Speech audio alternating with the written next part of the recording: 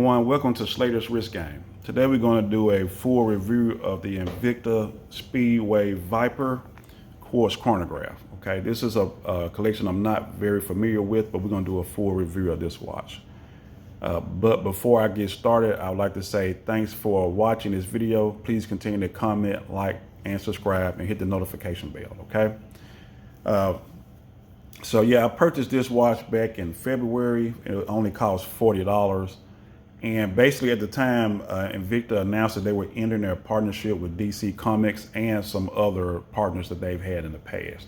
Now I do know they're continuing their partnership with the National Football League or NFL, but I don't know if anything has changed in the last 5 months since I made this purchase back in February, okay?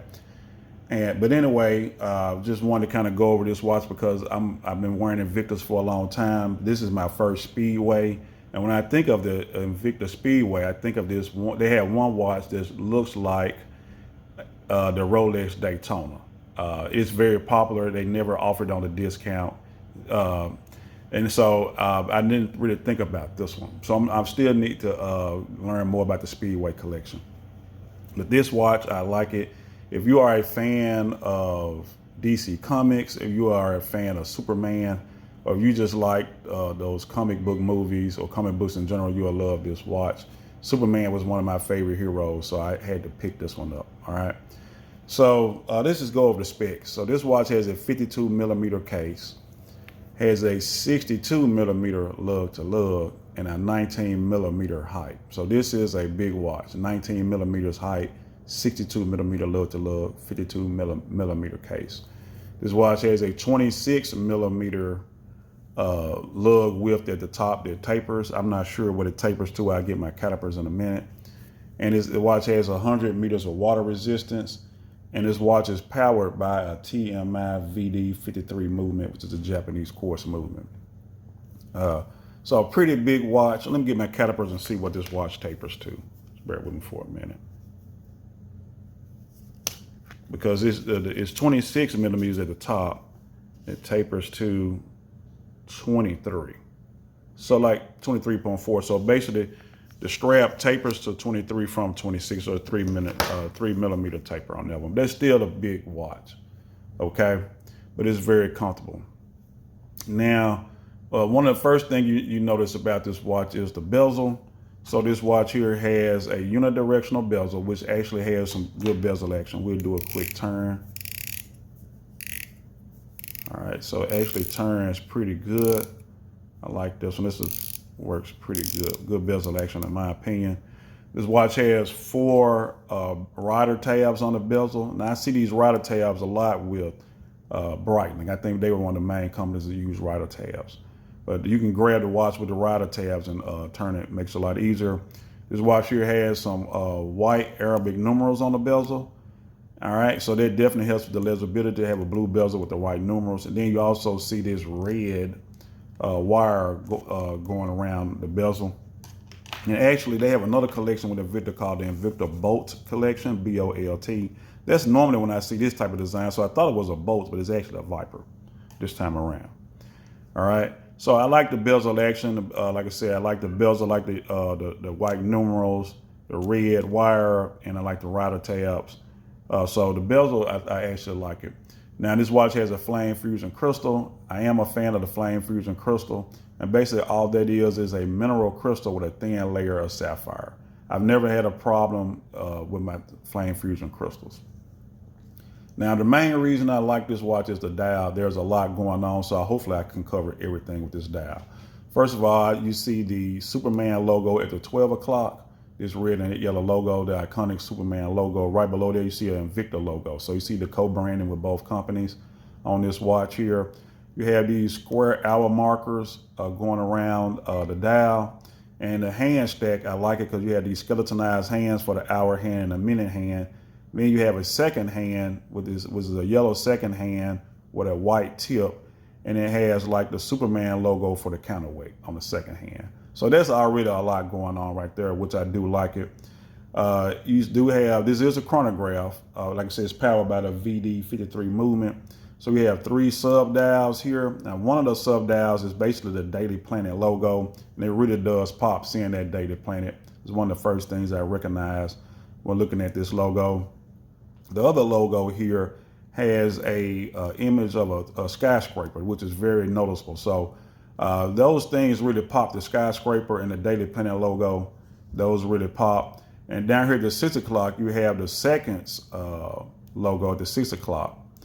Well, you got this sub dial at the 6 o'clock, which has a date window inside, and it has this also for the seconds, for the chronograph seconds, but you also see an outline or a skyline of the metropolis within this logo.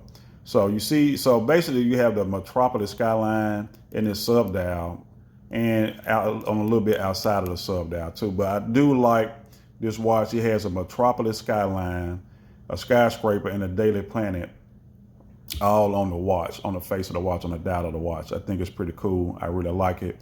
And right under the Superman logo, you can see what is supposed to be the sky. And the sky has this basket weave pattern to it for the sky. So you can definitely see the basket weave patterning right up under the Superman logo here. So like I said, there's a lot going on. On the outer, you see this minute track on the outer portion of the dial. And the first 20 minutes of the minute track is highlighted in red. So I like this watch. There's a lot of red, white, blue, and yellow with this one, which are all the iconic Superman colors. But I think it all comes together pretty well in this entire package. So I like everything about this one here. Right now, we just take a look at the chronograph action, okay? So went ahead and started. So you see here at the 6 o'clock, at the 6 o'clock, you see the seconds going for the chronograph, okay? And so it's pretty good action there. We'll stop it and reset. All right. Now just look at the, right here, we look at the crown. You have a push-pull crown here, and you had the pushers, and you had this pattern here on both the crown and the pushers, which is pretty cool. I like that. On this side of the case, you have the Invicta on the side of the case. Some people like this, some people don't. It's pretty much 50-50. It's very polarizing when they do that. Right now, we look at the strap. Like I said, the strap, I like the strap. There's a lot to this strap. So you got this blue silicone strap. You see these 5 lines going down the center of the strap. You have 10 sizing holes in the strap. So a lot of people with a lot of different wrist sizes can wear this one. You have these 2 stainless steel barrel inserts in the strap. But the strap is pretty comfortable, pretty lightweight. Good design here. Same thing on the other strap, the barrel inserts, the 5 lines going down here, but you got the 2 keepers, and you got this buckle here, which is signed with the Invicta logo. All right, but once again, I think it's a very comfortable strap. You look at the case back, there's a lot of information on this case back. The first thing you notice is a DC logo. Dead smack in the center of the case back. It also has the Invicta logo to go along with it. See, we get a better look at this here. And it has all the other information. This is number 443 out of 4,000. A Japanese chronograph, stainless steel case. This is model number 41235, if I didn't mention that already. And it just has all the typical stuff, 100 meters water resistance. But this case does have a brush finish for the case back and a brush finish for this case too. All right. There's one of my clocks going off back there. It must be the top of the hour. But yeah. But overall, I like the look of this watch. I love the aesthetics of this one.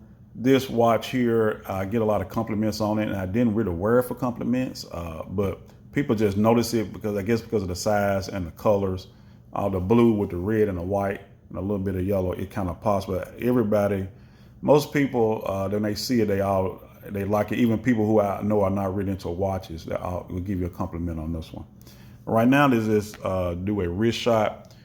Now, right now, I'm wearing my Invicta mechanical watch. I picked this watch up. It was very affordable too. I like this one. I did a review already and unboxing for this one, but let's just put on the Superman watch for a wrist shot.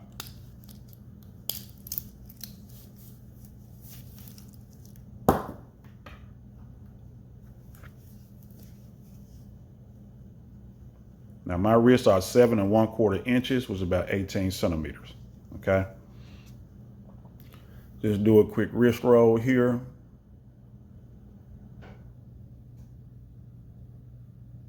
So very comfortable, very lightweight. This is a big watch, but it's still a very lightweight watch. I definitely put this as sporty / casual watch here. Very fun watch. This is a watch I like to wear on weekends or on like a Friday or something at work. It's kind of casual day. So that's where this watch fits in. But I like this one. I'm a Superman fan. I like the movies, whether it's Man of Steel, the Superman movies from the 70s and the 80s. So it was pretty cool to pick this one up. But now I think Invicta might have a lot of these left because this is number 443 out of 4,000. So I guess there's a lot still left in the warehouse. But I was glad that I picked this up 5 months ago for like $40. Okay. So what are the pros to this watch? I do like the lightweight. I do like the comfort. This watch is very comfortable. I do like the price. You can pick this watch up for like $50 or $60 most of the time. I do like the 100 meters water resistance. On this one, I do like the dial, well, all the information on the dial, which is like the daily pennant logo, the skyscraper, the skyline, all the details of the dial is what I like about this watch. The only thing I don't like about this watch is the size of the watch. I think the watch is pretty big, so you need a wrist of about 6.5 inches to be able to really wear this watch. So that's it for the pros and the cons of this one, okay? But that concludes this video. Please continue to comment, like, subscribe. I definitely recommend you pick this up. And I will bring you another video soon. All right, thanks and enjoy your day.